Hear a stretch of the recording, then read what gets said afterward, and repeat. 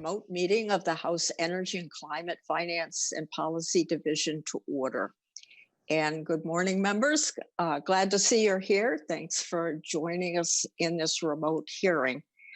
We're operating under House Rule 10.01 because of the pandemic, which I know hasn't been easy for anyone. So I appreciate your willingness to come together for the good of Minnesota. And I think this is what makes Minnesota so special, that we can come together and do hearings in an entirely different way than we've done them before. So the first thing we're going to have to do is establish a quorum. And for that, Mr. Zimmerman will take the roll. Representative Wagner. Here. Representative Long. Representative Swazinski.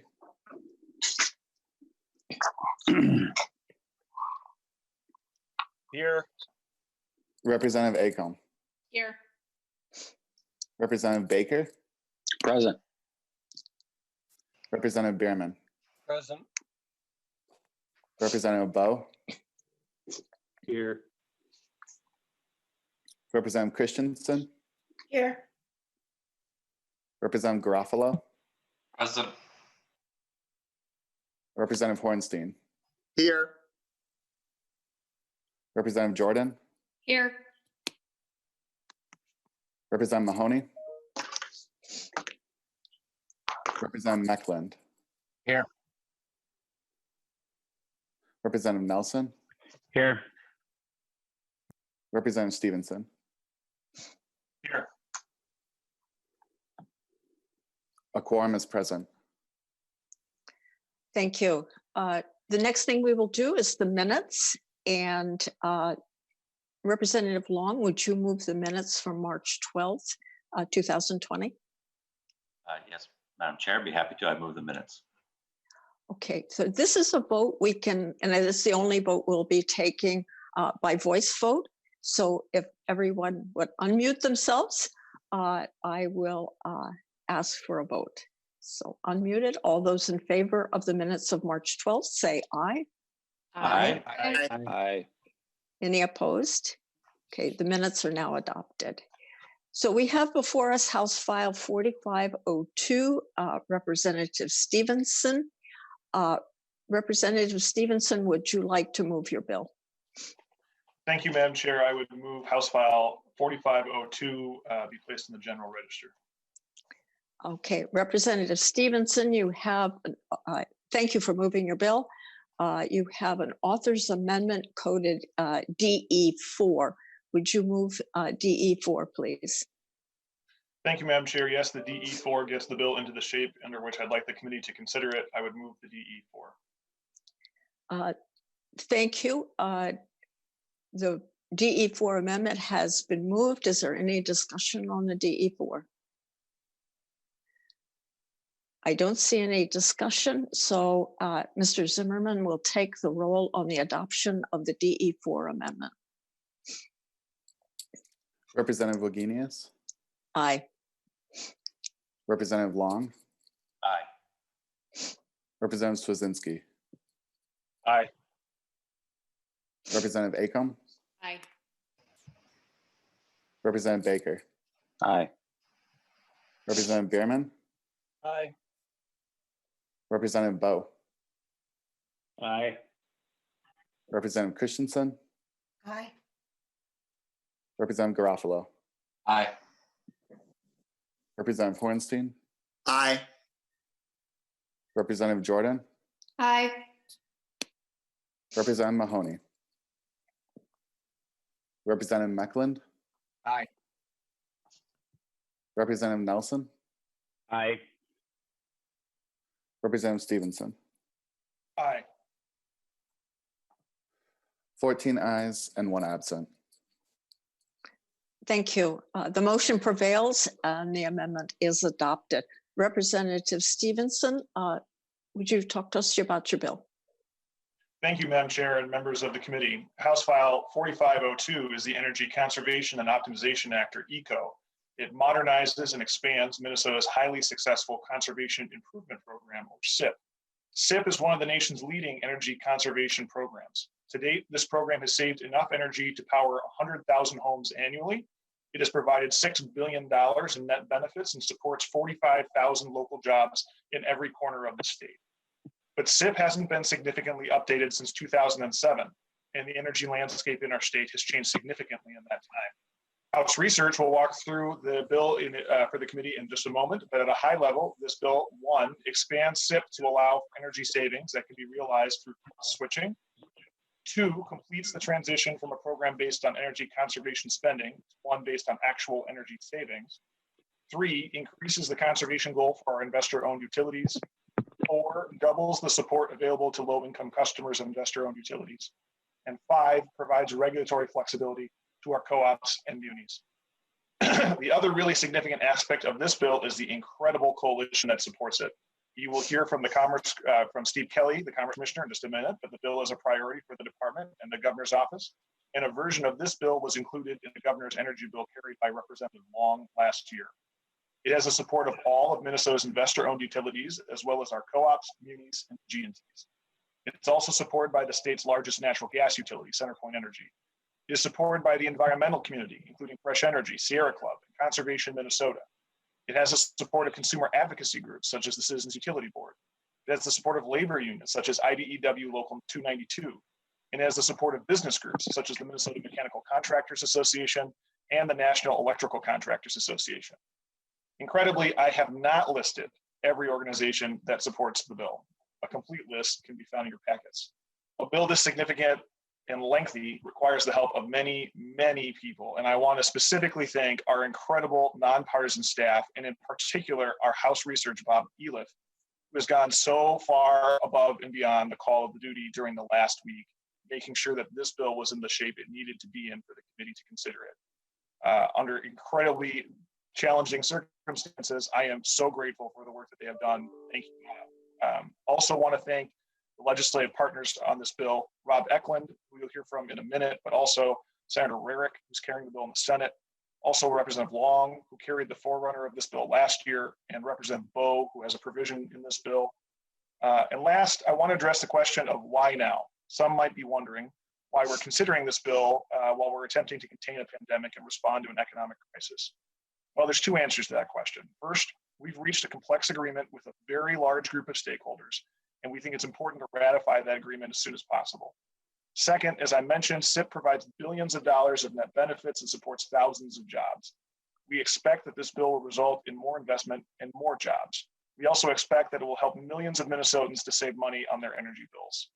I know some have raised concerns that increasing the investor-owned utility goal to 1.75% will increase cost for consumers, but that is absolutely not the case. The data shows that all of Minnesota's IOUs have hit their 1.75% goal each of the last several years. In fact, IOUs often achieve savings north of 2%. Indeed, energy conservation is a significant reason why, even though Minnesota's electrical rates have risen in recent years, the electrical bills our residential customers actually pay are still below the national average. In fact, a 2019 report by the Lawrence Berkeley National Laboratory shows that energy efficiency programs at publicly owned utilities resulted in a savings to the consumer of 2.4 cents per kilowatt hour between 2012 and 2014. For context, I took a look at my own recent bill from the investor-owned utility that serves my home, and I was billed 12 cents a kilowatt hour for my electricity last month. So 2.4 cents a kilowatt hour savings is pretty good. This bill isn't the cure-all for the economic crisis we face, but it will help, and I think it's an appropriate step to take at this time. And with that, Madam Chair, I would like to ask Representative Eklund to speak about the bill. Representative Eklund. Thank you, Madam Chair, and thank you, Representative Stevenson. Last year, in the first year of the biennium, I introduced House File 1839. That was the original SIP bill that was introduced.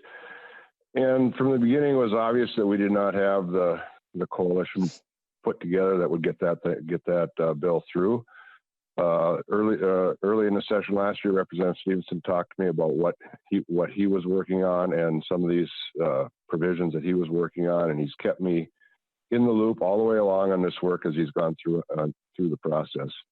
So I'm just here today to express support for this. I know they built a huge coalition that are in support of this bill, and I'm just here to listen and add my support to Representative Stevenson's bill. Thank you, Madam Chair. Thank you, Representative Eklund.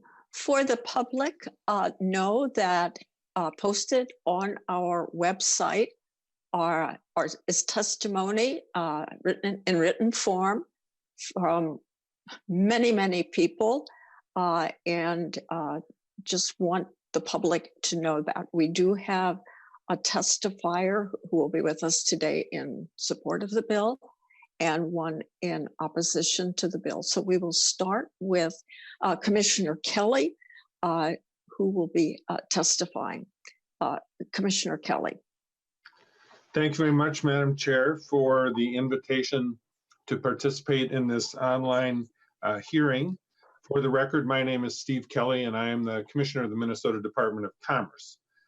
I'd like to add my voice to Representative Stevenson's thanks, including thank you to Representative Stevenson for authoring the current version of the bill, but also to Representatives Long and Eklund, who have authored previous versions of this bill, including Representative Long's inclusion of it in the governor's One Minnesota Path to Clean Energy proposal that was introduced last year.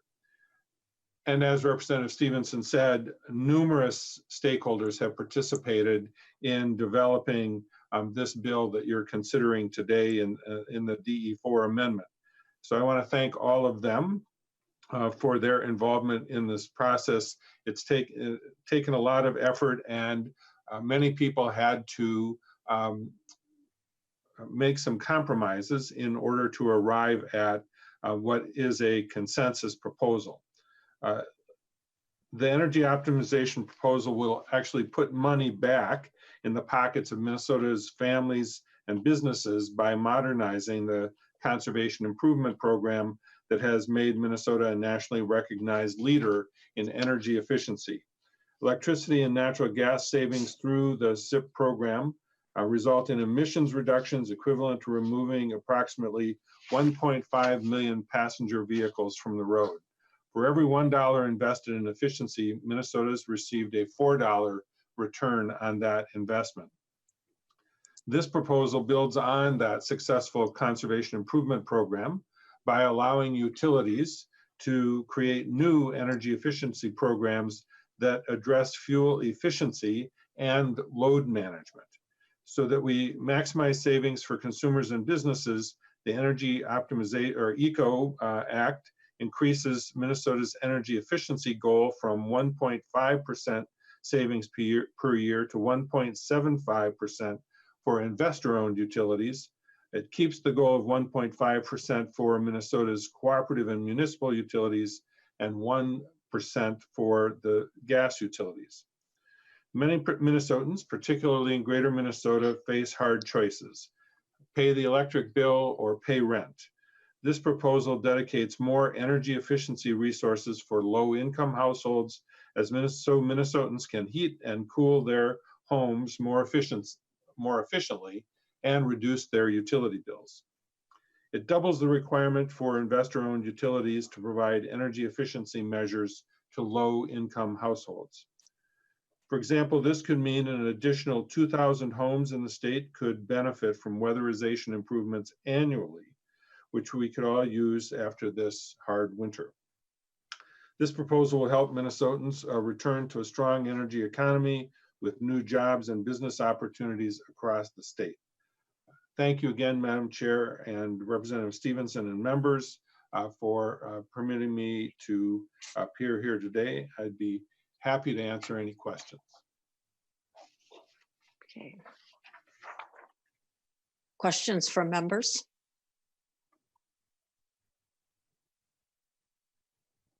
Madam Chair, Can you hear me? Oh, Representative Spasinski. Sorry, I guess I need to raise my hand. Yes, I was looking for a raised hand. Yes. Sorry about that. Commissioner Commissioner Kelly, just a question to you. How much, so obviously where it's 1.75 is the move. Is there any idea how much that costs to reach that goal? Have you talked to the investor-owned utilities and municipals and the rest? What is the actual cost to reach that goal as dollars actually going out that's collected in addition to regular bills? Commissioner Kelly. Madam Chair and Representative Swedzinski, I don't have that dollar figure. One of our team members who's worked very hard on this bill, Jessica Burdette, I think is participating in this, and she may be able to answer that. But I want to echo something that Representative Stevenson mentioned when he explained the bill, and that is that especially for our investor-owned utilities, many of them have already been meeting 1.75% or exceeding that. And we have to also keep in mind when we think about the initial investment cost that, as I said, the investment of $1 produces $4 in savings. So I think you have to be aware of the net effect, not just the initial upfront expenditure. But Madam Chair, if Ms. Burdette is on the call, I could defer see if she has the actual dollar number. Ms. Burdette, are you with us?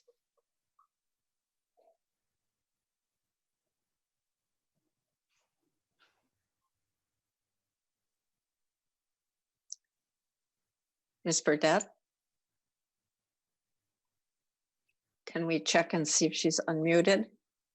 She's not with us. Okay.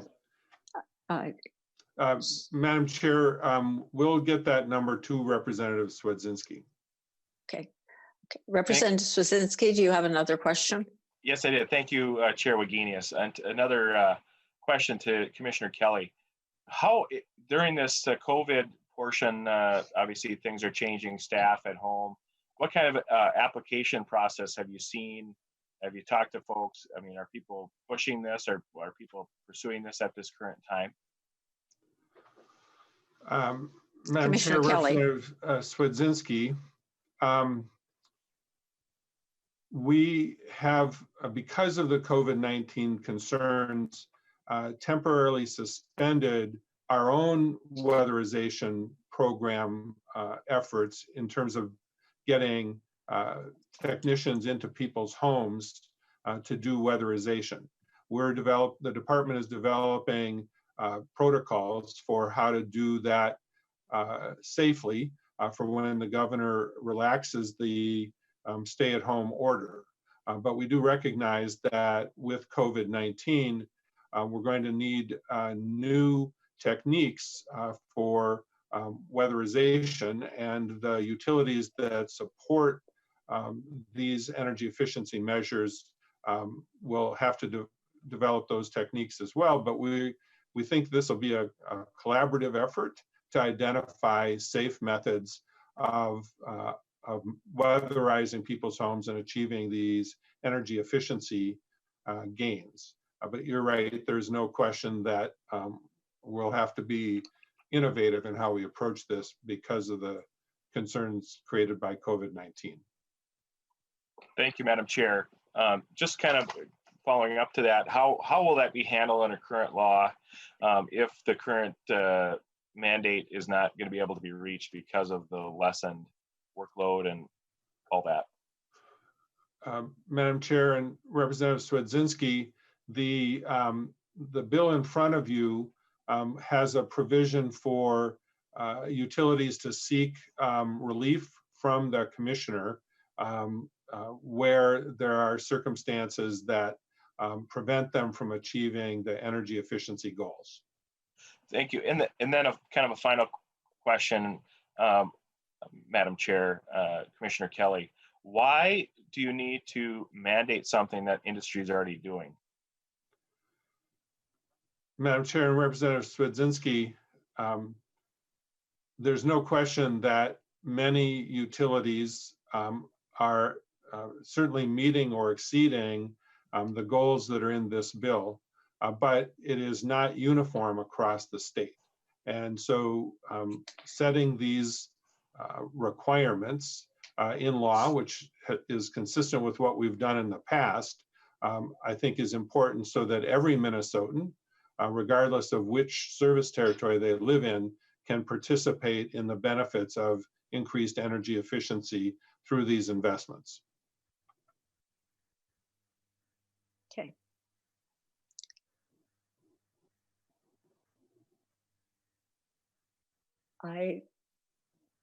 If Representative Stevenson, would you like to respond to Representative Straczynski? The thing that I wanted, I did raise my hand, Madam Chair, and the only thing that I was going to provide that perhaps Ms. Burdette would have said if she had been on the line was that in speaking with all of Minnesota's investor-owned utilities, they are very confident that they can meet the 1.75% goal with their current budget that they allocate for energy conservation. I don't have the dollar number, but they feel they can meet the goal with their current budget.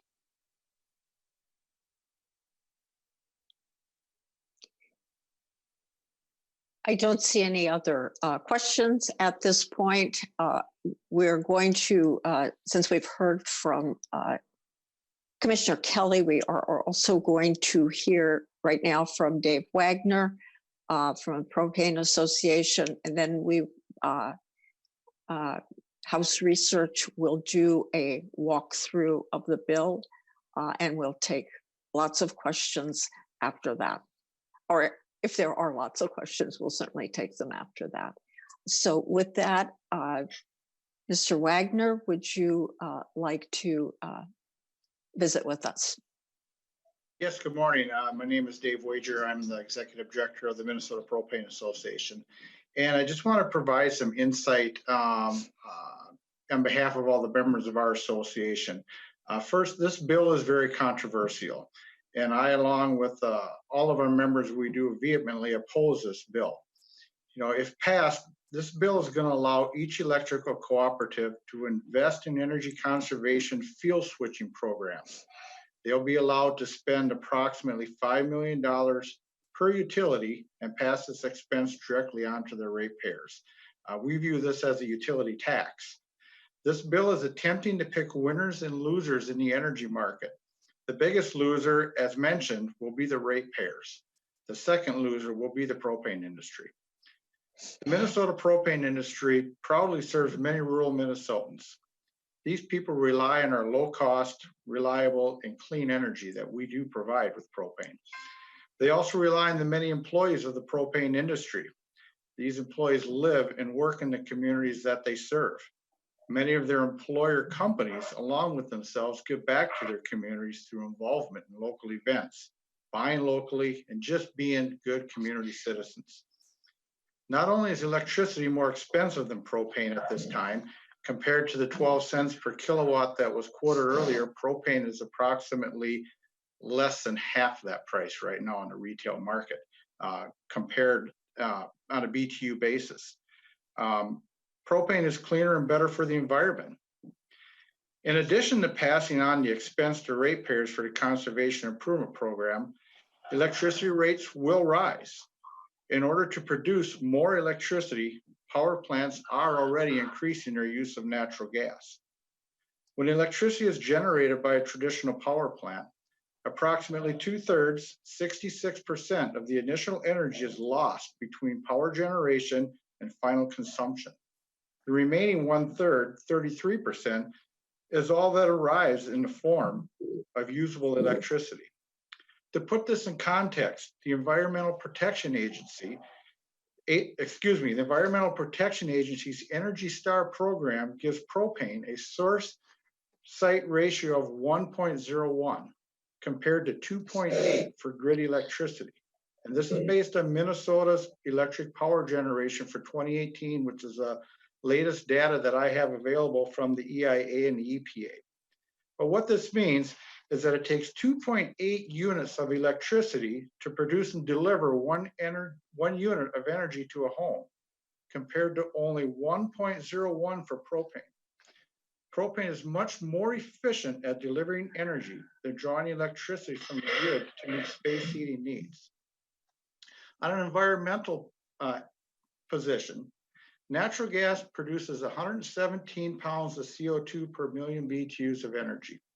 However, when fusion of natural gas, which is primarily methane, is released in the atmosphere due to leaks and faulty or aging infrastructure, it has a global warming potential far greater than CO2. Methane's 20-year global warming potential is 84 times more powerful than carbon dioxide. Methane's 100-year global warming potential is 28 times more powerful than carbon dioxide. By comparison, propane produces only 139 pounds of CO2 per million BTUs of energy. It emits fewer criteria air pollutants and greenhouse gases than coal or petroleum. And unlike natural gas, fugitive propane has a very short atmospheric life. It is not a greenhouse gas when released directly into the air. It is non-toxic and will not contaminate soil, surface, or groundwater. It makes no sense to switch from propane or natural gas only to have the same form of energy use increase to make the electricity. The best thing we can do is continue to use clean burning and affordable gas directly on site at the load. The question was asked earlier, why now?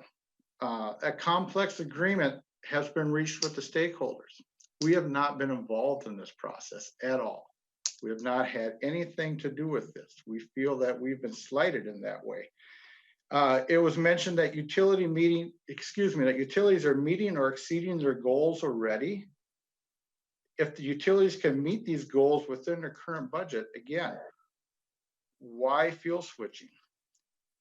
This bill seems like it's been pushed forward by stakeholders in favor of the bill, but the opposition has not been given a voice. Savings have been made in areas that haven't involved fuel switching. LED lights were mentioned earlier.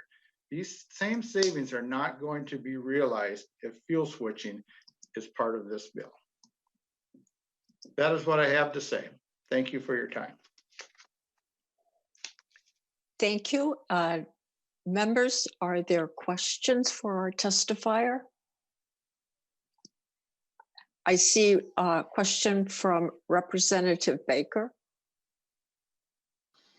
Thank you, Madam Chair. I have a question for Mr. Wagner from the Propane Association. I have also heard a couple comments from my local dealers, propane-wise. Can you give us a better understanding, maybe statewide, Dave, how many propane dealers do we have out there, and roughly the size of them? I think we're all concerned about the smaller businesses, and I know propane is still kind of fighting uphill as natural gas keeps expanding, but I do know propane is a huge reason why, as Representative Stevenson had mentioned earlier, why our national electric rates are lower, nationally, because we heat our homes with gases, and it isn't all electricity. So can you tell me what is it, and roughly the sizes of propane dealers out there and small businesses? How many are there out there, Dave, if you know that? Minnesota has approximately 180 propane dealers in the state, and the vast majority of them are small independent dealers, probably a husband and wife operation with 3 to 4 employees. Okay. Representative Baker. Thank you, Madam Chair. Final question, and maybe this is to, I don't know if who was kind of leading the coalition in this conversation. I do know, I know propane is not part of the SIP program right now. I want to, maybe that's why you weren't at the table, Dave, but I would like to ask the author of the bill or one of the leaders of how we brought this all together. Was there a reason other than that you didn't feel like this industry should have at least been at the table? And I don't know who to ask that question to, but maybe I can start with the author of the bill and maybe take it from there, guys. I think it's important, as so many people have signed on to this complex bill. Why was propane left out? Thank you, Representative Baker. Representative Stevenson. Madam Chair, thank you, Representative Baker, for the question. And what I would say to that, I think members of this committee and a lot of the stakeholders that work with this committee know that I have a very, very liberal policy in terms of meeting with stakeholders. And I am very happy to take any meeting with anyone or discuss anything. And so I would have very happily discussed this issue with Mr. Wager or anyone else. And in fact, the very first time I was approached by Propane and received a meeting request from them was yesterday. And I told them I'd be happy to meet with them. We haven't had a chance to meet yet due to our schedules, but I'm happy to have those discussions. They were not deliberately left out from my standpoint. This has been around for a long time. Representative Baker, did you have a follow-up? Thank you, Madam Chair. That's fine for now. I'll save some other questions for later. Thank you. Thank you. Representative Swazinski. Thank you. That was kind of along the lines of my questioning, Representative Baker. So I had a couple of those questions to Mr. Wagner. So when the bill language came out, Mr. Wagner, was that kind of your first inkling that you guys were kind of boxed out on this bill, or had you heard things before that, or kind of where was that at, that process? No, this all just kind of appeared to us of any urgency within the last week. Okay. Everything seemed to have got put on, the pause button was hit when COVID-19 hit, and nothing else happened. And all of a sudden, within the last week, this all came together very quickly. So that we were notified that something was going on. Okay, thank you, Madam Chair. And Mr. Wagner, so what would this potentially, how do you, from a small business standpoint, you've got dealers, 180 dealers across the state. How do you feel that this change would directly impact those businesses and those jobs? How do you think that process would potentially work out? Obviously, you haven't had a long time to look at this bill. You just were kind of blindsided potentially by it. Kind of, if you could speak to that, what that impact would potentially be on those folks. And if you were invited to the table and at the table during the discussions, what you would have been advocating for a change or what? Mr. Wagner. Well, we just don't see any reason for fuel switching, obviously, but it's just a lot of unintended consequences that need to be discussed and worked out.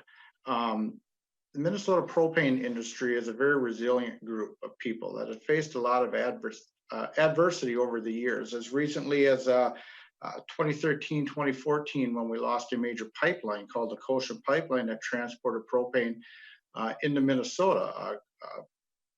30 to 40% of our propane needs came off of that pipeline. And that pipeline went away to us. We dealt with that on our own. We replaced all of that infrastructure, all that incoming propane through various means by rail terminals and things like that. We took care of that on our own. And now our industry seems to be in the crosshairs of another industry, and the state seems to be putting their finger on the scale to tip that in their favor. The unintended consequences would be the destruction of the infrastructure that we've built, the loss of capacity to bring propane into Minnesota. As we lose that capacity, our ability to respond in times of need will be severely hampered. A large corn drying year such as this last fall, it was a large problem. And Minnesota fared it very well. We had very minor problems. Cold winters, backing up the natural gas industry when they go on curtailment falls on the shoulders of the propane industry. Power generation, as in Southwest Minnesota last fall when the power was out for up to 5 days. Many of the animal confinement buildings were all taken care of by propane power generators. If our infrastructure is hampered in any way, it's going to be loss of pipeline space, loss of rail space, loss of trucks, loss of employees. When we're called upon to back up down the road, we're not going to be there. We're not going to have the ability to do that. Relying on Minnesota needs an all of the above, and all of the above should be clean, but we're part of that all of the above. Thank you. Representative Swasinski, did you have a follow-up? Okay. Thank you. And thank you, Mr. No, wait, I do see Representative Stevenson. Did you have something you wanted to say? Yes, I wanted to ask Mr. Wager, are the propane dealers across the state subject to the SIP mandate under current law? No, they are not. Okay. And as a follow-up question, Madam Chair, Mr. Wager, was the fuel switching provisions that you object to, were they part of the bill that passed, that was part of the governor's bill last year and passed the House floor last year? Yes, I believe they were. I wasn't in this position at the time, but I believe they were. Okay. I think that the points that I wanted to make are maybe self-evident from the answers there, but in particular, I want to note that I don't agree with the idea that there was a blindsiding going on here. These provisions have been proposed for a long period of time. They were active in the House last year. They were in the bill that was introduced more than a month ago in the House. And again, I'm very happy to meet with Mr. Wager or anyone else about this bill at any time. Thank you, Representative Stevenson. Representative Long. Thank you, Madam Chair. I was going to make essentially the same point as Representative Stevenson, but I'll just note briefly, I carried this bill last year when it passed the floor, and I also was not approached for a meeting, and I'm happy. I have a similar policy to Representative Stevenson. I'm willing to meet with anybody. So I think this has been out there for discussion for some time. Thank you, members.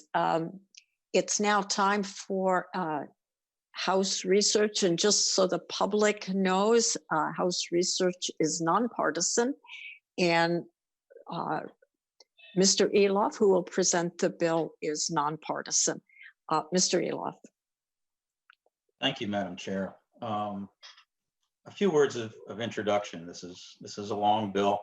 It's amending what I think is currently the longest single section that's in the energy chapter. It's 11 pages long in the statute books, and it's been on the books for 40 years and it's been amended several times during that time. And I want to talk about the structure of it, because a lot of what House File 4502 does is restructure this bill. There are about a dozen subdivisions in this statute that deal with utility activities under the SIP program. But only one of those subdivisions applies only to public utilities, and another one of those 12 applies to municipal and co-op utilities. The rest of those 10 subdivisions mix them in between, and they don't necessarily put them in separate paragraphs in those subdivisions. A lot of what you've got now is a sentence pertaining to municipal electric utilities, and then a sentence dealing with public utilities, then a sentence dealing with cooperative utilities. It's very confusing. This bill reorganizes this material into a section, all of which applies to consumer-owned utilities, which is the new name for municipals and cooperatives, and another section that applies all to public utilities.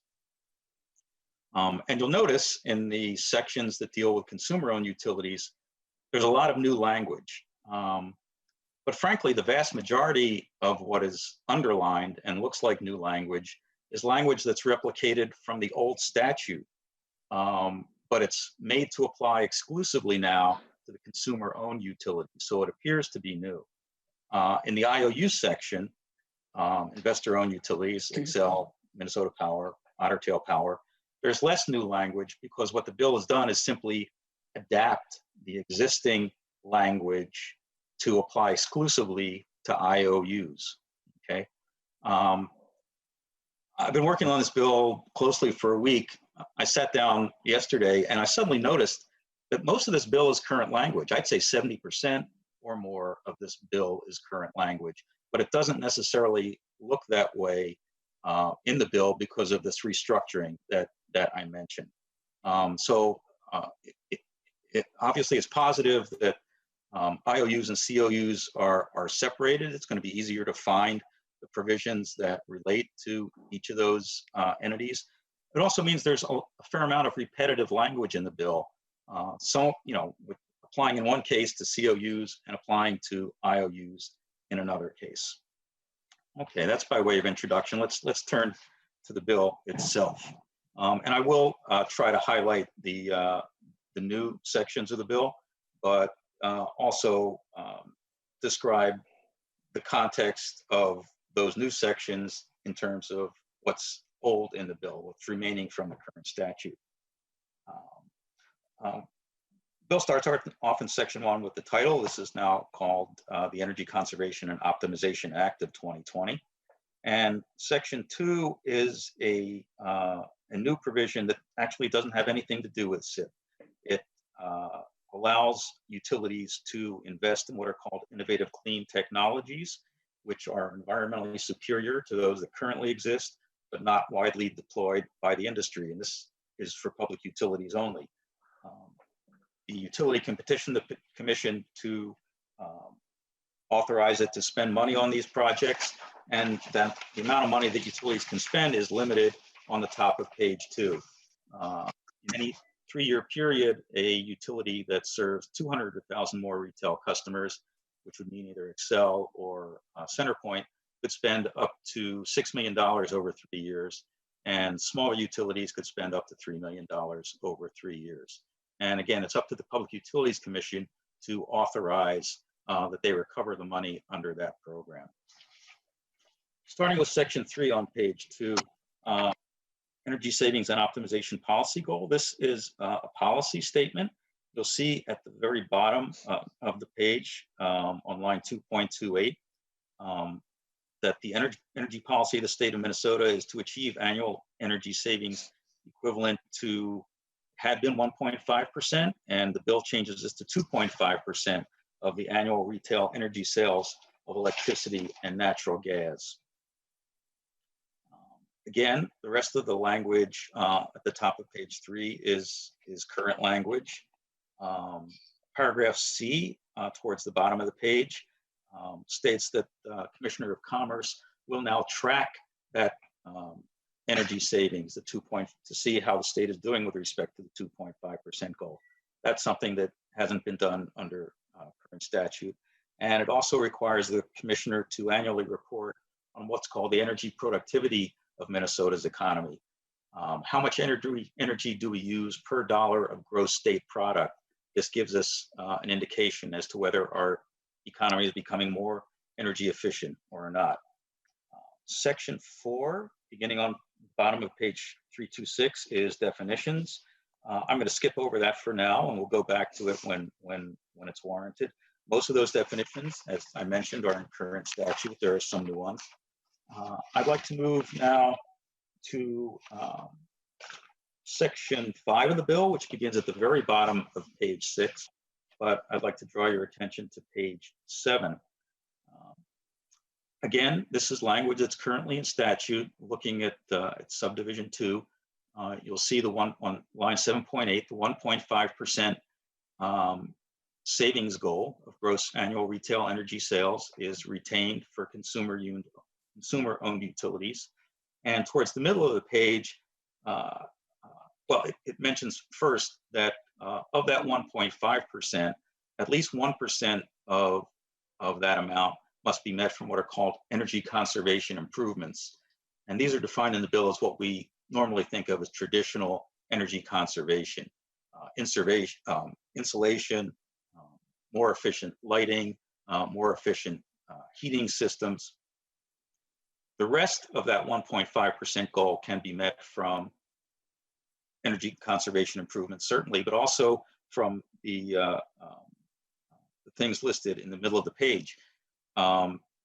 Electric utility infrastructure projects, which the easiest way to say that is it takes a lot of energy to produce and distribute energy to Minnesota, and utilities can make their own operations more efficient. Those result in energy savings. Those can be applied towards the 1.5% energy goal. And here's something that is new on number 3 on line 17. Net energy savings from efficient fuel switching improvements can also be used to meet that 0.5% above the 1% for consumer-owned utilities. At the bottom of the page, again, all this language which looks new at the bottom of the page is just language that is currently in statute. But I wanted to draw your attention to paragraph C.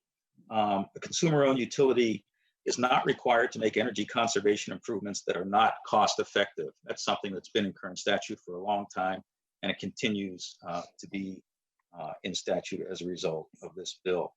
And the following sentence calls on consumer-owned utilities to make reasonable efforts to implement energy conservation improvements above that minimum 1% level. Turning to subdivision 3, beginning at the top of page 8, it specifies that consumer-owned utilities must file with the Commissioner of Commerce an energy conservation and optimization plan that describes what energy conservation programs they're going to offer to their customers. That is something that is done now. One thing that's changed is in paragraph B. Right now, plans are done annually. Paragraph B allows a multi-year plan to be filed by the utility up to 3 years. And it also requires, it says that if the energy goals, both the 1.5% and the 1% goal from energy conservation improvements is not reached in each year of the goal, that plan must state why the goal is unmet and also demonstrate how over the term of the plan, that average is going to be hit over 3 years. So you can go below for 1 year, but the plan has to say how you're going to make up for it in future years. Paragraph D, beginning on line 8.23, says the commissioner has to evaluate these energy conservation plans that are filed by the COUs. That is done now. There is a slight change.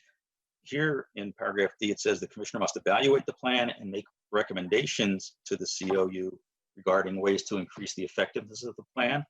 The language in current statute says the commissioner actually has to approve or modify and approve the plan. So that's a little bit different. Turning to page 9, again, we've got language that appears to be new, but is all coming from current statute.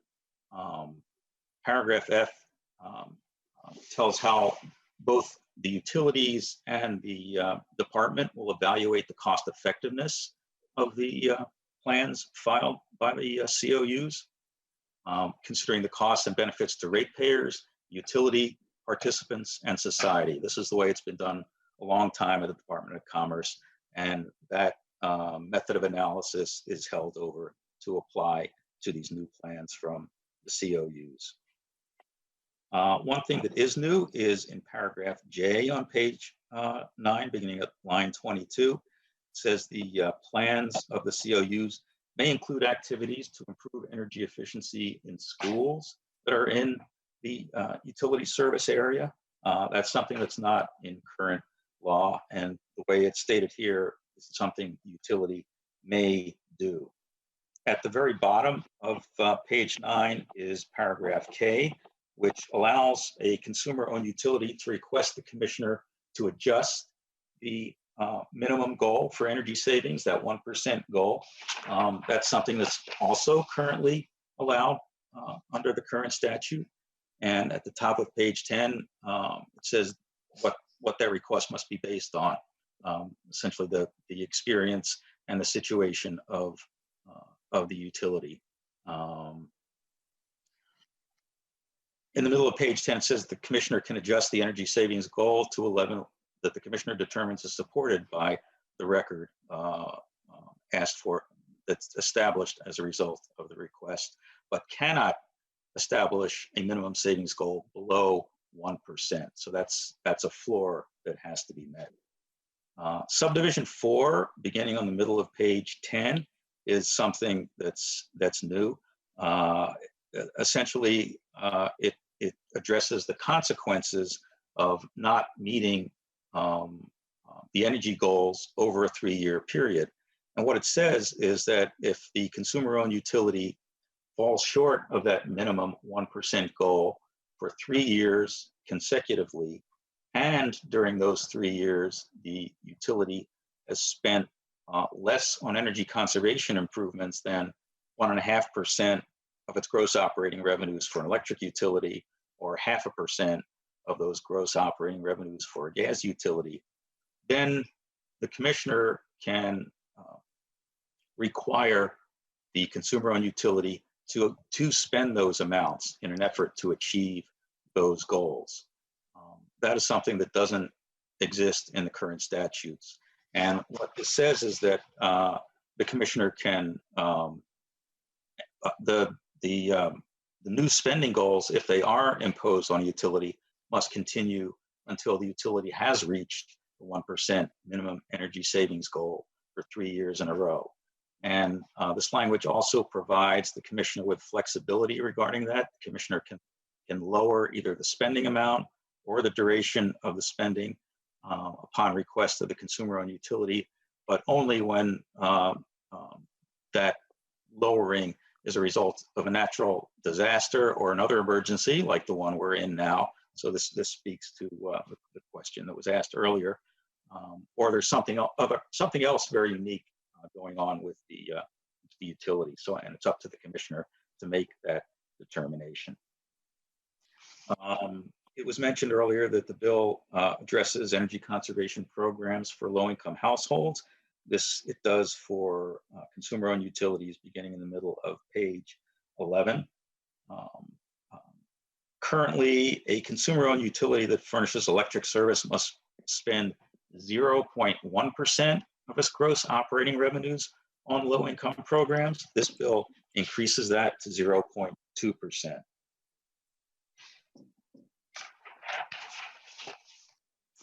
Turning to page 12, again, this is all current language that looks new because it's structured this way. One thing that is new with respect to low-income programs is towards the bottom of page 12, which calls on the commissioner to develop and establish guidelines for determining the eligibility of multifamily housing buildings to participate in energy conservation programs that are provided to low-income households. And that's going to require the commissioner to convene a stakeholder group to review and update how those guidelines get applied to these multifamily buildings. Another thing that's new on page 12 is allowing up to 15% of the utility spending on these low-income energy conservation programs to be spent on what are called pre-weatherization measures. And that is defined earlier in the bill as a measure that's necessary to allow energy conservation improvements to be made. For example, current law bars,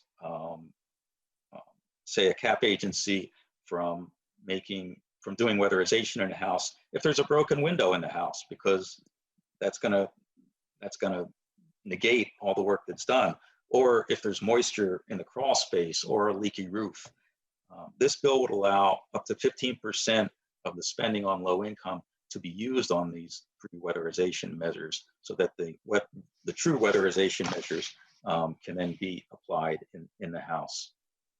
And the commissioner is supposed to establish a list of what qualifying pre-weatherization measures are available. That's at the top of page 13. There's also a new account established that's called the Healthy Asbestos Insulation Removal Account, which consumer-owned utilities can contribute money to. This is also used to provide pre-weatherization measures to remove insulation, asbestos insulation from houses, so it can be replaced. The rest of the language on page 13, again, is current language. Subdivision 6, allowing recovery of expenses for SIP for Dakota Electric, which is the only cooperative electric association that's elected to be rate regulated by the PUC. Subdivision 7 adds to a section which states that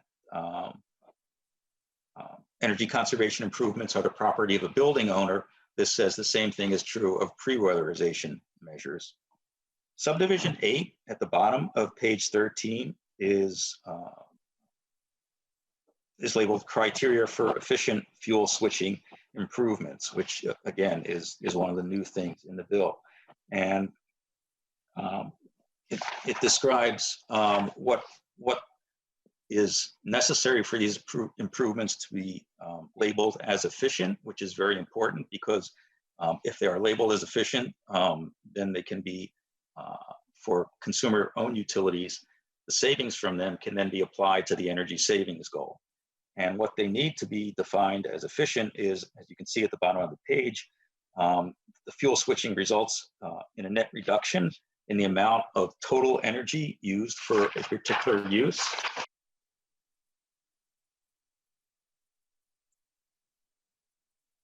Oh, Bob is muted.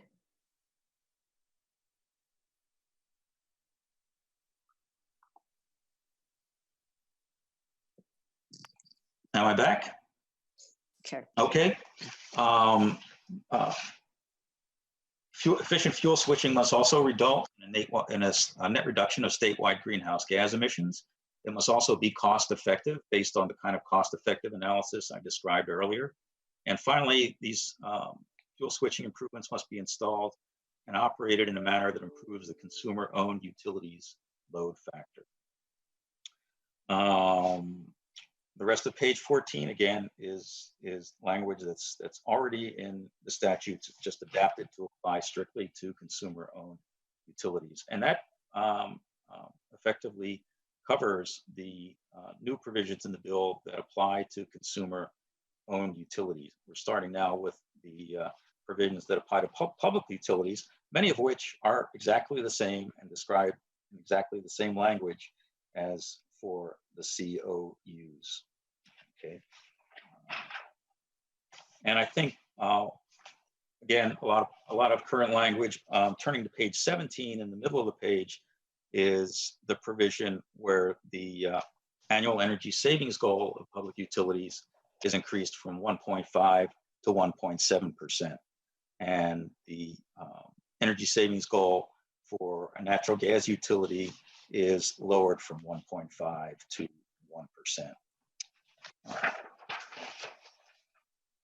Again, as with the COUs and as in current statute, a commissioner can approve a plan of a public utility to provide for an annual energy savings goal of less than 1% from that traditional conservation, which is called energy conservation improvements.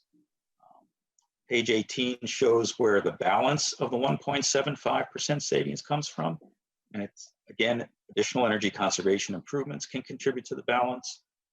Electric utility infrastructure projects that save energy, and also waste heat recovered and used as thermal energy can also contribute to the 1.75%. Also, language at the bottom of the page that says the same thing it did for consumer-owned utilities. Public utility is not required to make energy conservation investments to attain the energy savings goals that are not cost effective. Okay. Section 8 on technical assistance, again, is current statute language. One thing that is different is that the commissioner is instructed to keep track of what are called lifetime energy savings and cumulative lifetime energy savings, which are a longer term view of the savings that result from an energy conservation improvement being installed in any given year. On page 20, there's an important new provision that says the commissioner shall work with stakeholders to develop technical guidelines that both public utilities and consumer-owned utilities must use to determine whether deployment of these fuel switching improvements meets criteria that we'll run into elsewhere. So there's some technical guidelines that need to be developed by the department in consultation with utilities, and also in terms of calculating what the actual energy savings are from fuel switching improvements. The bottom of page 20 is language in current statute that speaks about commissions, the Commissioner of Commerce revising sustainable building guidelines. On page 10 is more language about using electronic reporting for conservation improvement program activities. On page 22, the language at the top of the page again says public utilities must file their energy conservation plans at least every 3 years. And those plans can include programs for efficient fuel switching improvements and also load management. I'll talk about load management in a few minutes. Again, the rest of page 22 is all existing language that's just adapted to apply only to public utilities. On page 23 at the bottom, there's a provision very similar to the one that was in the COU section that is new, but this requires public utilities to include in their plan activities to improve energy efficiency in schools. So for COUs, it's optional. For IOUs, it's required to have programs with energy conservation in schools. Page 24 just lists current language that allows public utilities to recover expenses spent on energy conservation programs and to automatically adjust charges for those expenditures. Section 14, beginning on page 25, is essentially Representative Bowe's bill on LEDs.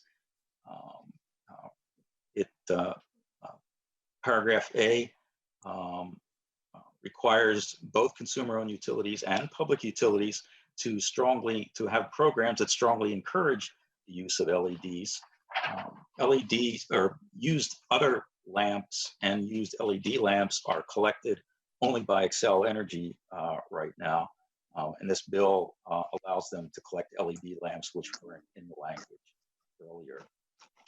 At the bottom of page 26 are the provisions that apply to public utilities with respect to low-income programs. And you can see at line 31 that public utilities furnishing gas service must spend 0.8% of their gross operating revenues on these programs. That's an increase from 0.4% in current statute. And public utilities providing electric service, the increase is on the last line of that page, currently 0.1%. This bill makes it 0.4%.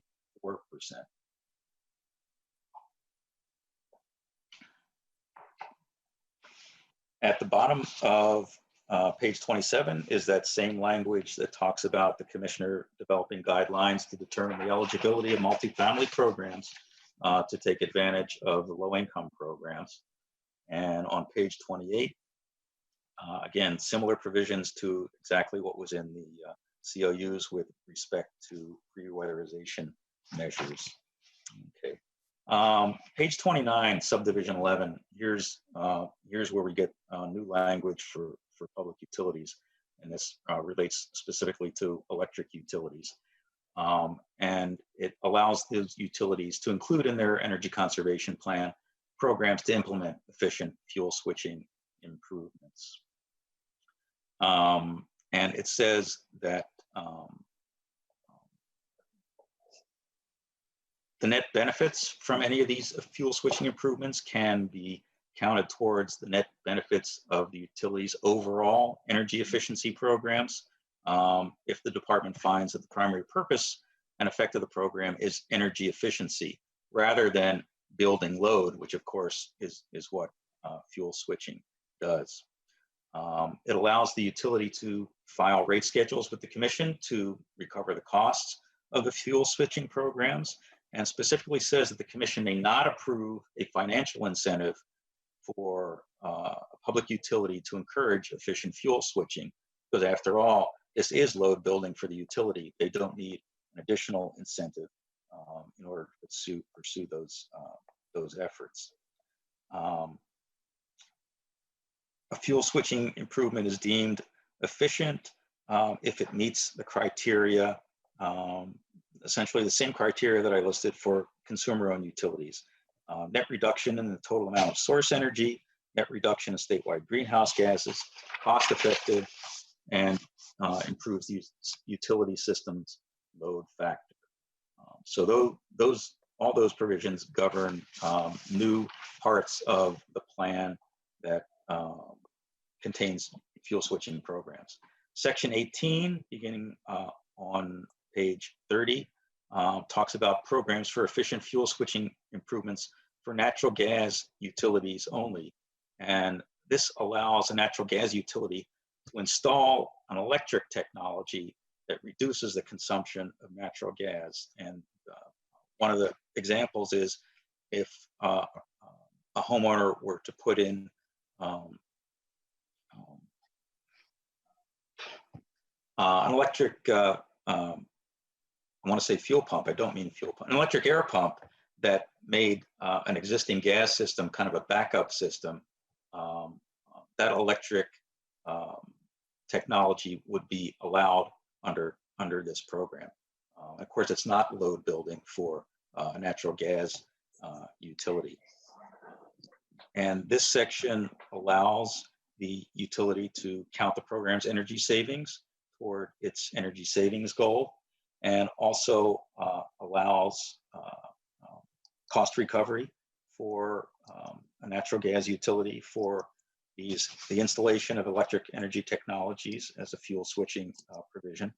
And finally, at the bottom of the page, allows the commission to approve a financial incentive plan to encourage this efficient fuel switching. If the commission determines that the financial incentive mechanism is in the ratepayer's interest, that's at the very top of page 31. So it's up to the Public Utilities Commission to determine whether and what a financial incentive for natural gas utilities to use electric technologies to reduce natural gas consumption may have as an incentive. And it also points out that a public utility is not eligible for financial incentive for fuel switching unless they've met their minimum 1% goal for energy conservation improvements in general. So it gives them an incentive to do that. Section 19 of the bill talks about cost-effective load management programs.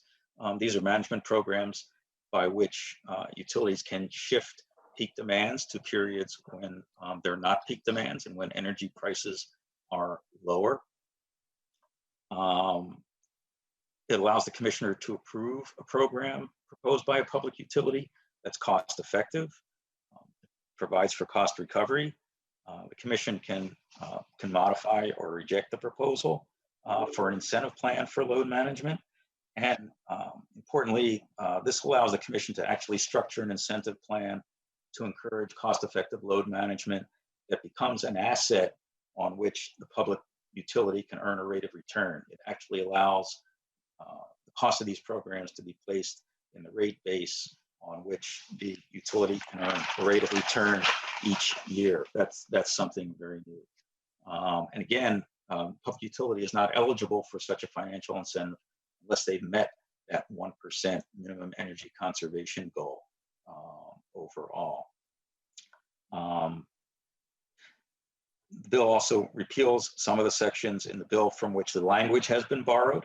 And Madam Chair, that concludes my run through of the bill. Thank you, Mr. Eliff. That was a lot of work, a huge bill, and I really appreciate what you have done for us. Members, we have 2 questions before we go to amendments. Representative Baker.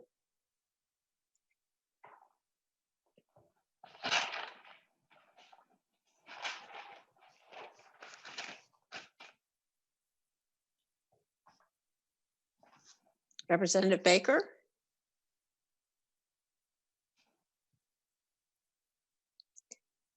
I don't believe he's on anymore, Madam Chair. All right, we will, Representative Straczynski? Thank you, Madam Chair.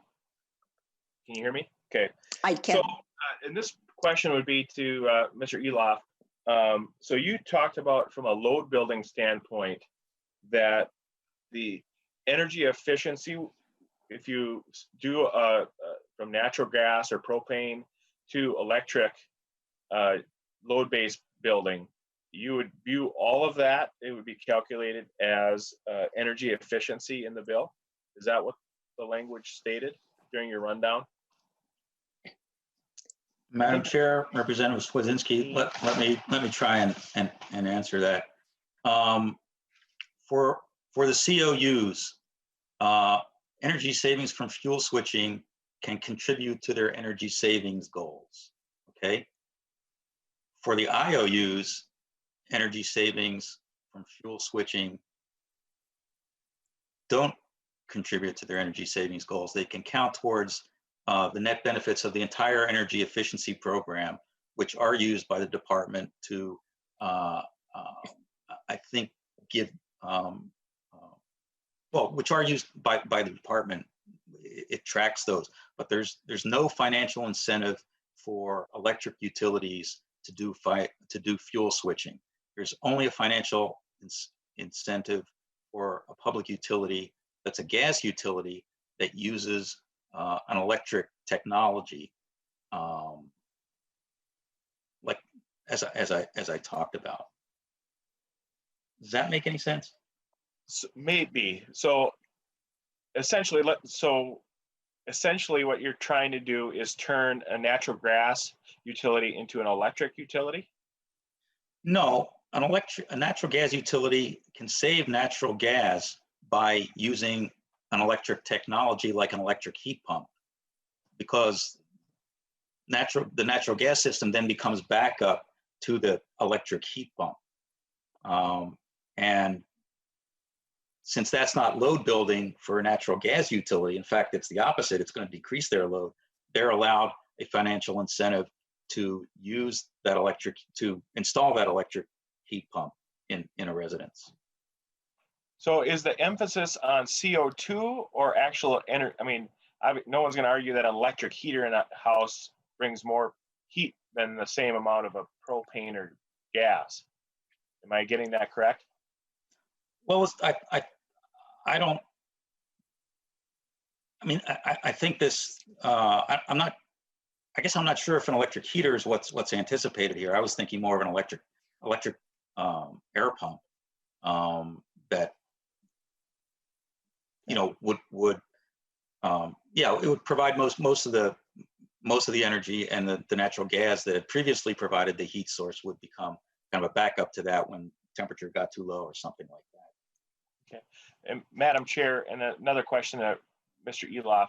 So we talked about that 15% of the total dollars spent can be for pre-weatherization. So are we talking, obviously the department is, you know, given authority to go out and make a list of whatever pre-weatherization. Does that mean that energy consumers will pay for people's to get new shingles put on their roof?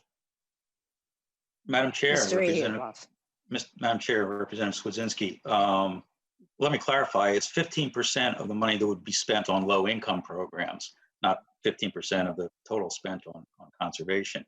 And yes, it would allow funds to be spent on those pre-weatherization programs in order that weatherization can be done on those buildings. Right now, like I said, if you have a broken window, the CAP agency cannot do anything in your building. So it's preventing all those savings from happening to fix a broken window. This would allow those kinds of pre-weatherization measures to be done so that the weatherization measures can then be installed in the home. Madam Chair, so would, like, let's say the house needed foundation work or siding, that would all be allowable for those houses? Well, if to keep water out of the basement and off the furnace and off the electrical utilities, bad basement or water in the basement, would flood mitigation in basements be allowable to be used for those funds? Mr. Eloff. Madam Chair, Representative Swazinski, the definition of pre-weatherization measure in the bill is an improvement that is necessary to allow energy conservation improvements to be installed in a home. Plus, it would be up to the Commissioner of Commerce to draw up a list of what those improvements that the Commissioner considers necessary that would be eligible to be paid for under this program. I can't say whether any of the examples you gave would be in the Commissioner's list. Sure. Madam Chair, I think is is Steve Kelly on the call yet? Would that be kind of, I'd like to know what they're, if they had kind of a back of the napkin list of what they're envisioning that portion of that responsibility to be. Is Mr. Kelly on the call? Madam Chair, Representative Swedzinski, I don't think the list would go as broadly as some of the suggestions you made regarding how you might go about this. I want to emphasize the most important pre-weatherization challenge that our existing weatherization program runs into is the existence of vermiculite in homes. And so removing that vermiculite is an essential pre-weatherization step that would enable us to reach many more, particularly older homes constructed around the state. So that is the primary example that we have in mind in thinking about pre-weatherization steps. Thank you, Commissioner. Madam Chair, obviously that is a portion of it, but would re-shingling a house be allowable then under that as well or not? Or windows? Commissioner? Madam Chair, I think Mr. Elif's example of addressing the building envelope, so windows, for example, are important. And it's not something I've had an opportunity to talk at length with the staff in the Energy Resources Division, but I know of examples that I've been given. For example, in a rural area where a mobile home was in need of emergency energy assistance, we couldn't even go in and replace the furnace because there were holes in the side of the mobile home. It was an older built house.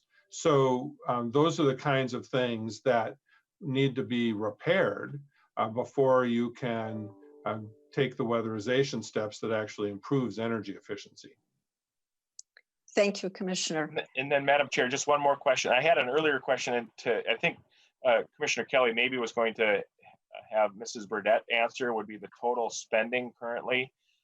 So Xcel Energy at 1.5, what does that actually mean as far as, the transfer from one ratepayer to the next for the SIP spending? Are we talking, so I've heard estimates of up to $500 million. Is that probably correct, or what would you, what would you? Commissioner? So Representative Swedzinski, we are, I was tracking down that data, and here's what I can tell you. For 2018, Xcel Energy spent on the Conservation Improvement Program $107 million plus a little bit more, and that amounted to 3.77% of its of the gross revenue that is the base for the calculation. And so we haven't done the I haven't done the math to ask what an increase from 1.5% to 1.7% would be in mandatory dollar terms, but as you can see from that spending in 2018 for just one of the investor-owned utilities, they were well above the mandatory 1.75% that's in this bill. Thank you, Commissioner. I hope that answers the question, Representative. Okay. The next question, and the last one before we take amendments, because we are, I don't want us just going over time. Representative Baker, did you still have a question? I do have a quick question. Yeah, I'm back on the phone now. Sorry about the loss. I popped off for a minute, but back to, I think, Mr. Eloff, as he was explaining the bill. What I wanted to just make sure was we didn't have any new penalties, because I know right now it's not a penalty issue that we're talking about, but I was caught by, if the COUs don't make up the minimum, that they have to put in writing some responses to the department and what the plan is. And if they still can't meet it, if they still are trying but can't hit it, are there anything new at all with any kind of a penalty at all? I just wanted to make sure that was on the record and clearly stated.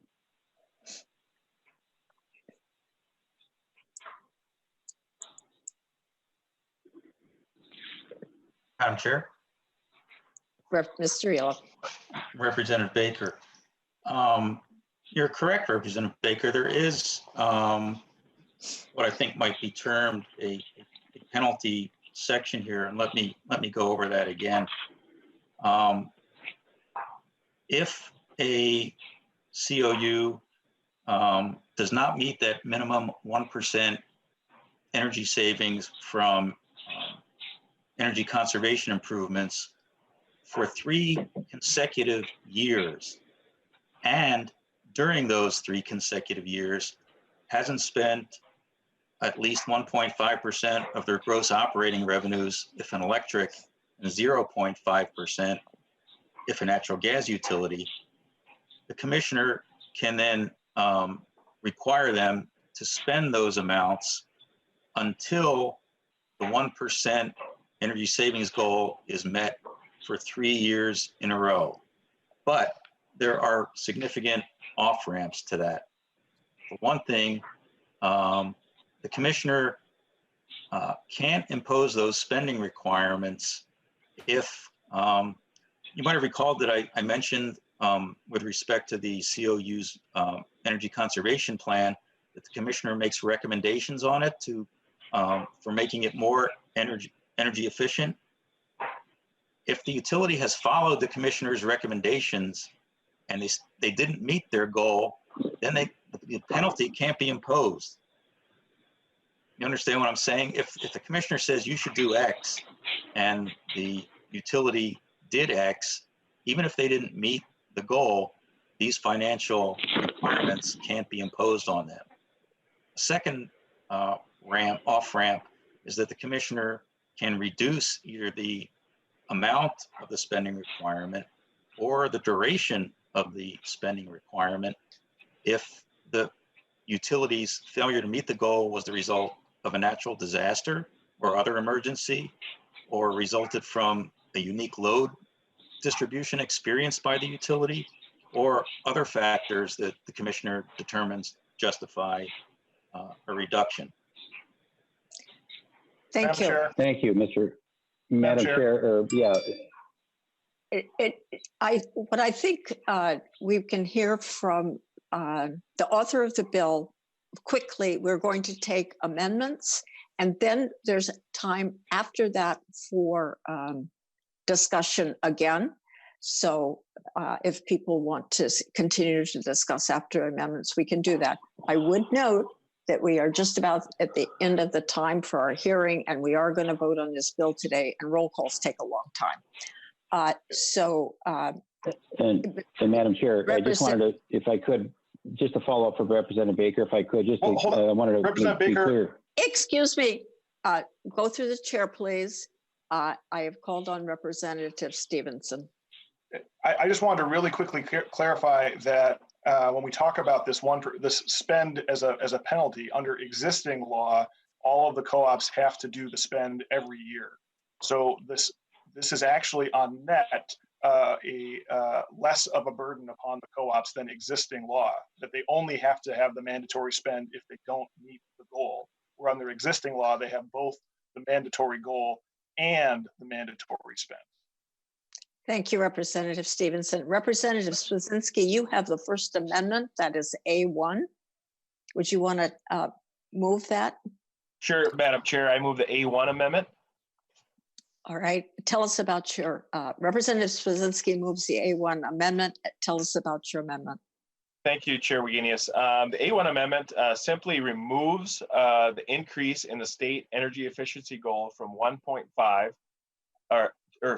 from 1.5 to 2.5% My concern here is that we've already heard that utilities on their own are already going beyond, and yet we've heard that there are potentially some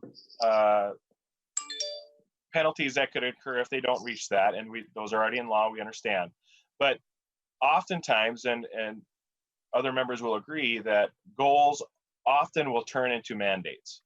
And it might not be next year, it might not be 5 years from now, but this bill picks winners and losers. And I think it's pretty obvious that it's going to be the folks that are either selling propane or natural gas that are going to take the brunt of some of this reduction and count as energy efficiency. And so, my fear is by switching it and moving it up to 2.5%, that we're going to see in 5 years or 6 or 10 members asking other members saying, well, do you not support a goal? And while all along it's being sold as, this is a goal, this is our idea, and it's going to turn into a mandate. And I think Minnesotans who are out of jobs right now, we have 22 million people that are out of work, and probably 4 or 5 million per week that'll be adding to those roles.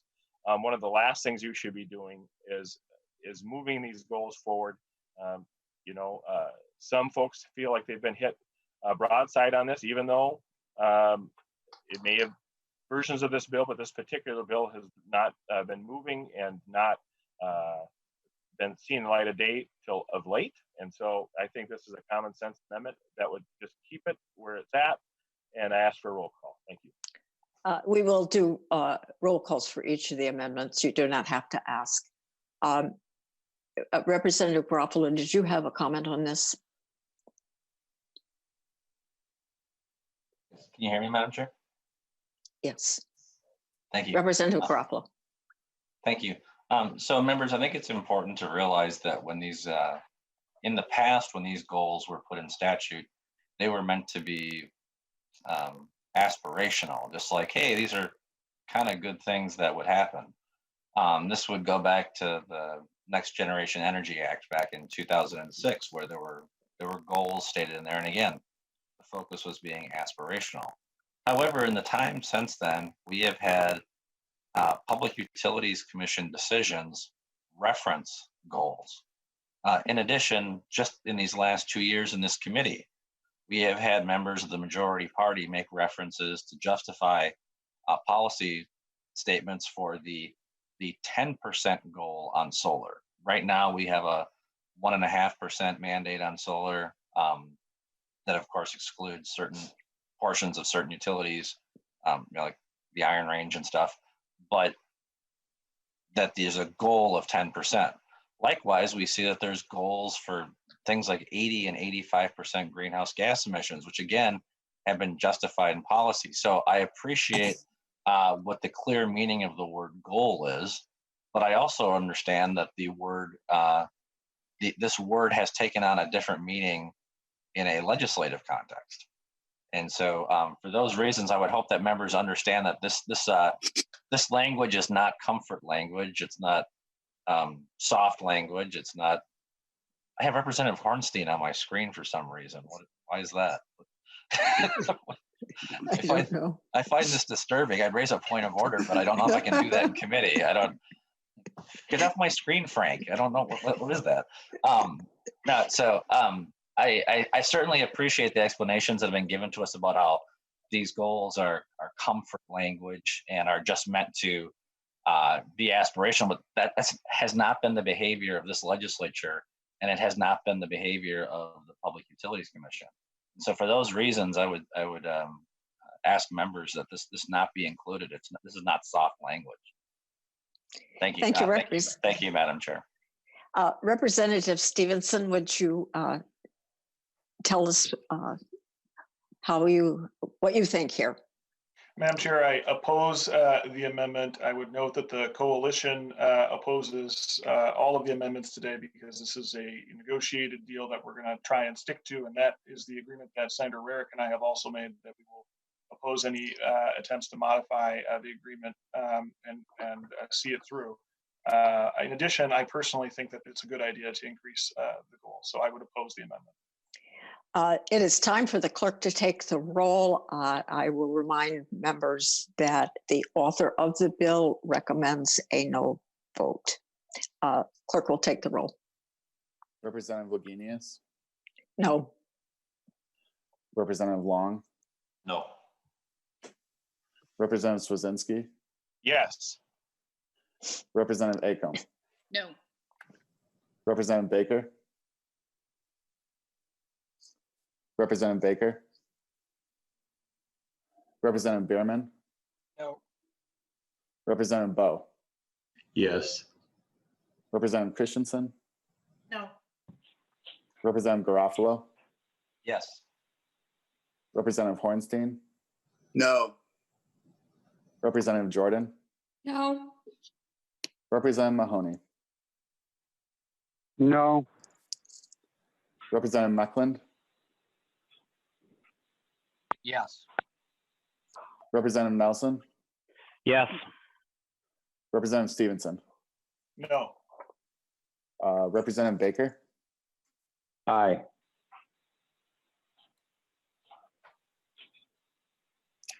6 aye, 9 nay. The motion does not prevail. The amendment is not adopted. We have the A2 amendment. It is Representative Baker's amendment. Representative Baker.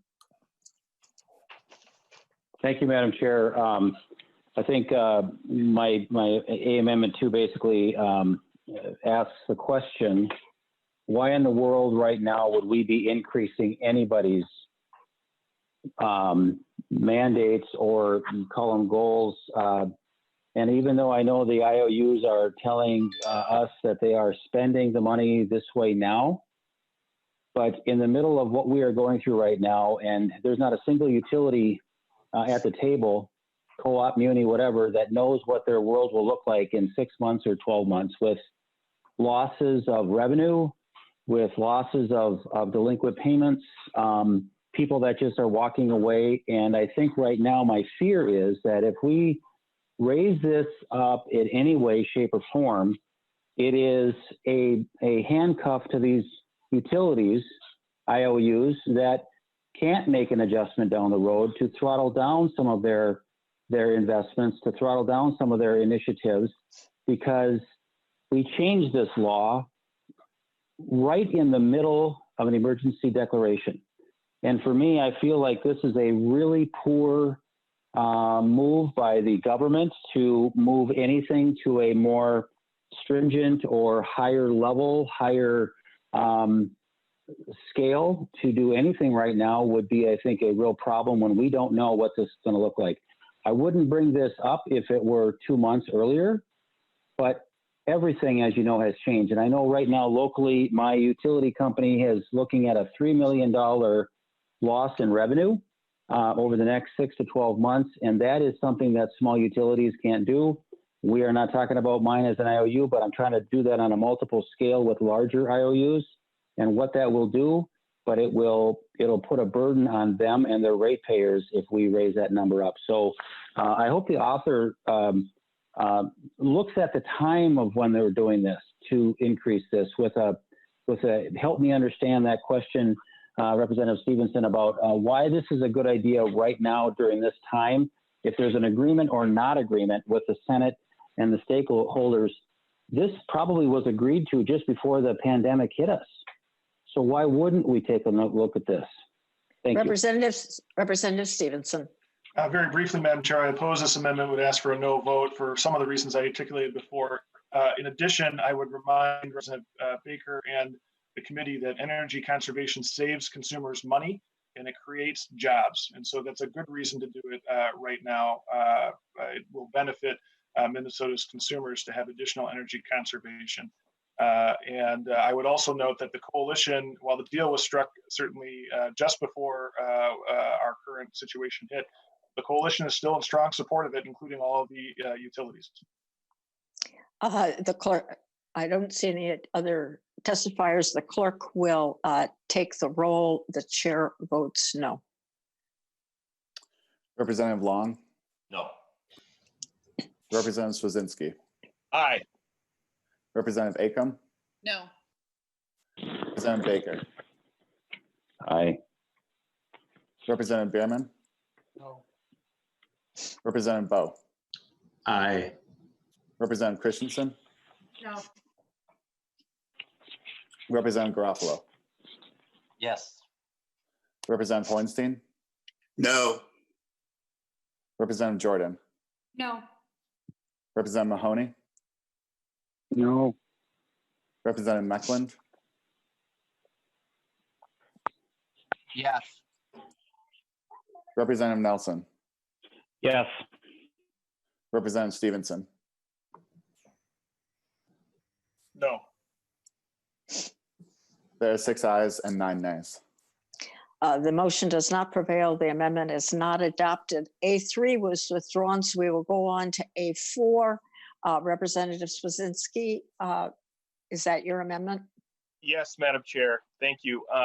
The A4 amendment, I think, is just a little intuitive to some of the testimony we heard from the Petroleum Marketers Association and the propane distributors folks, kind of talking about, in reality, this is what this bill, means. It's choosing winners and losers. In a time, this bill was formulated when people were guessing when the Dow Jones Industrial Average was going to hit 32,000. Now people are wagering whether it's going to reach 22,000. And, I think when the negotiations for this happen, what we should be talking about right now is how do we eliminate the costs on consumers? I wish we were talking about how a bill that potentially could be moving forward in the House or the Senate to eliminate the cask fees for our nuclear plants, to lower, that's hundreds of millions of dollars that could potentially be in people's pockets rather than the government collecting them. And this is the same type of program. Representative Stevenson talked, well, this creates jobs. Well, what it does is simply move jobs from one sector to the next. You've got a person, let's say you have 100 people. One person would probably benefit from the program where 100 other people are paying into it. And so that's other people's jobs, that's other people's labor, stored labor in their finances. They're getting turned over to someone else. We should be talking about how do we pause this program? How do we say, let's take a 12-month delay, let's not collect these fees, let's return those dollars back into people's pockets so that they can spend them on where they need to spend them. Commissioner Kelly and the PUC sent a letter to cooperatives and to utilities and to investor-owned utilities to say, hey, because of COVID, we want you to extend your winter rule. Please do not shut off your customers' power. Don't shut it off during this time period. And a lot of folks have volunteered and moved that forward and decided to do that. But in reality, why is that? It's because people can't pay their bills. They're out of work. And whatever we need to be doing, we need to be lessening burdens. We need to be lessening mandates. And this is, I'm not going to move this amendment. I'm going to pull it. But it really should tell us, like, when you're choosing winners and losers, when you're pitting, one industry against another, we really need to look at, just because you gained a job in electric doesn't mean you didn't lose a job in propane. Thank you. The amendment, as I understand it, is pulled, correct? Representative Swazinski, you are pulling the amendment? Yes, I am. Sorry, I got to work on that mute button. Thank you. Thank you. So we are moving to final passage. Since the amendment has been, we do have 2 people who've signed up to speak or raise their hands. Representative Mecklen and then Representative Bowe are the ones I see. Representative Mecklen. Madam Chair, I don't have a Zoom, so I didn't want to raise my hand as all in the end. Really quick question. Thank you. Okay. Representative Mecklen.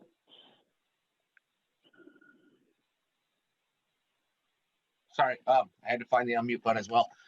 I do have a question, and it kind of, I think it'll go back to Mr. Eloff more so, but we have as you went through this whole bill, and maybe Representative Stevenson might be able to answer this as well, I'm not sure. But you talked about a lot of different areas where the commissioner is going to have a whole lot of new oversight and things in that nature, but yet the fiscal note says that there's absolutely no impact. And with all this additional oversight, wouldn't this require additional FTEs or EFTs? FTEs. Mr. Eliff.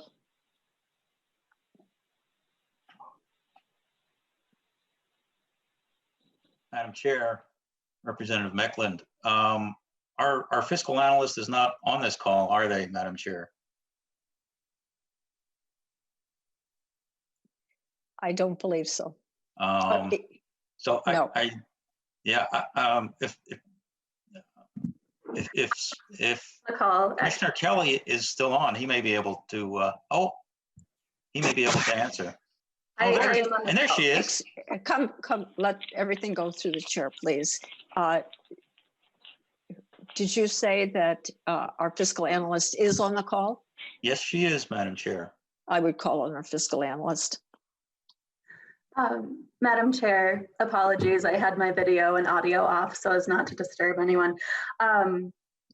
Yes, so looking at the fiscal note, what we got back from the PUC and from Commerce was that although there are different expectations or new expectations, they fit fairly well within the current operations of the PUC and Commerce. The fiscal note that I requested is on House File 4502, not House File 4502 as amended by the DE4. But I will be submitting a fiscal note in basically once this committee is over. But the legislative budget officer and I both analyzed the fiscal note and believed it to be adequate. Thank you. Representative Mecklen, did you have a follow-up? Yes, Madam Chair. What so to the financial person there, are you going to be sending that whatever it is you learn, and do you know how long it'll take to get that fiscal note back? To our fiscal analyst? Madam Chair, well, you should have access to the 4502 fiscal note that is on the website, but you mean the one, the new one for the DE4. The changes are not so significant that I believe it will take a long time, but that really is dependent upon Commerce and the PUC and the Legislative Budget Office. So I don't think I can give you an appropriate or a timeline. I'm sorry. Thank you. Representative Bowe is next. Representative Bowe. There we go. Thank you, Madam Chair. I actually had pushed the lower the hand button, but it must not have taken. So I did have a comment I was going to share, but I think I'll save that for after we're done voting on the amendment. We have finished voting on the amendments. We're ready for final passage, and we're just having a discussion before final passage. In that case, I'd like to just share a quick thought, Madam Chair and Representative Stevenson. I really appreciate your including the verbiage from House File 3230, my LED bill, in this bill. However, I think I'd still like to see 3230 move forward as a standalone bill as well and come through this committee so that it will match what is going through the Senate and have a better chance of meshing at the end of it all. But I thank you much for including that as well. Thank you, Representative Bowe. Representative Baker. Madam Chair, my question was part of the fiscal note, but it sounds like we don't have a clear idea what the fiscal note is, but we're going to find out later on, which is another reason maybe not to support the bill. Thank you. Representative Garofalo. You're mute, unmute. Sorry. Okay. Representative Garofalo. That may be the one time in our legislative time together that you actually wanted me to be unmuted. Thank you. Madam Chair, members, so I will be voting for this bill today. I want to thank the stakeholders who put a lot of time and work into it. With any compromise piece of legislation, there's going to be things you agree with and disagree with. And but on net, I think this does more good than bad. And so I'll be voting for it today. But I do want to give a couple of suggestions to the stakeholders and to the authors. Our state, by order of the governor, is in a state of emergency right now. We have an emergency declaration. I think we should all be optimistic about the future, but we should also be realistic about the barriers and obstacles that are ahead of us. And to understand the fact that we are now we're a state that has an unemployment rate of over 20%. The tax revenues into the state of Minnesota are in a free fall. And this requires a focus on things that are critical functions of government. So those items that are maybe not necessary, or they may be important. It's important, those areas where we have people who check boxes and give permission slips to businesses, those are going to have to fall by the wayside temporarily here. We are truly facing a crisis. I had the opportunity to sit in on the Council of Economic Advisors meeting earlier this week. And it's important that we present a balanced perspective to the public, but it is also important that we, as policymakers, each understand what we're facing and the decisions that we're going to have to make. So again, I am supporting today's bill, but I would just ask the author as well as the majority party to be very cautious in proceeding with this bill on the House floor. The public doesn't get nuance too well. And so no matter what the bill is going forward, any piece of legislation coming to the floor, good or bad, is going to be susceptible to the argument of, well, we are facing, I'm unemployed, I don't have a job, my kids can't go to school. Why are you working on A, B, C, or X, Y, Z at a time when we're facing an epidemic?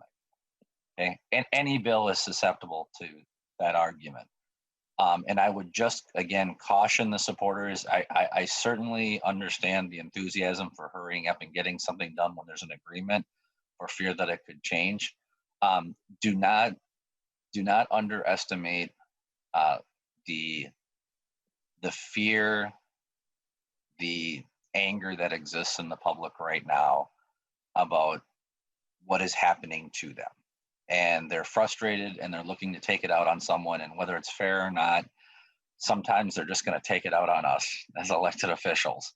And so just please be cautious. If you move too fast on this, I don't think you guys should have had this hearing today, but I understand you're doing that. It's going to pass today. Before you step forward onto the House floor, let's make sure that we're doing this through suspension of the rules and there's consensus and all concerns have been addressed. I have a really deep concern that if you calendar this bill, it's going to too soon rather than later, that you're going to see members communicating the frustration that you're seeing in the general public, whether that's fair or not. But again, I want to congratulate the stakeholders on working on this together, and look forward to working with people in the future. Thank you, Madam Chair. Thank you, Representative Garofalo. Representative Stevenson, would you like to renew your motion and make final comments? We are going to be voting. Yes, Madam Chair, I'll be very brief given the lateness of the hour, but I would renew my motion to place this file on the General Register 4502. I want to say that Representative Garofalo's comments are extremely well taken. This is a very serious situation and we need to be very cognizant of it. I do want to reiterate that energy conservation saves money for consumers and creates jobs, and that's an important reason to move forward. I also want to just very briefly say to Representative Baker's concerns about the fiscal note, remind him that the fiscal note on the underlying bill was zero. The amendment is largely technical in nature, was not expected to increase the cost. And I also want to make the committee and Representative Baker aware that the Commerce Department, at the request of Chair Rosen in the Senate, submitted a letter to the Senate today indicating that the amendment, the DE4 amendment, would not add additional cost. So we have every reason to believe that the fiscal cost will still be zero after the DE4 amendment. And with that, Madam Chair, it's a good bill. I hope all members vote for it. Representative Stevenson renews his motion that House File 4502 as amended be placed on the General Register. The clerk will take the roll, and the chair votes aye. Representative Long. Aye. Representative Swazinski. No, sorry. Representative Acom. Aye. Representative Baker, No. Representative Bierman, Aye. Representative Bowe, No. Representative Christensen, Aye. Representative Garofalo, Yes. Representative Hornstein, Aye. Representative Jordan, Aye. Representative Mahoney.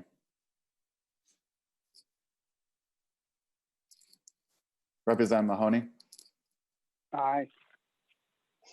Representative Meckland, No. Representative Nelson, No. Representative Stevenson. Aye. There are 10 ayes and 5 nays. The motion prevails. House File 4502 is passed and placed on the general register. Anything from members before we adjourn? I do not see anything. Thanks, everyone, for sticking with us and taking a little extra time. I really appreciate it. We will be planning on meeting next Thursday and at the regular time. So with that, the meeting's adjourned.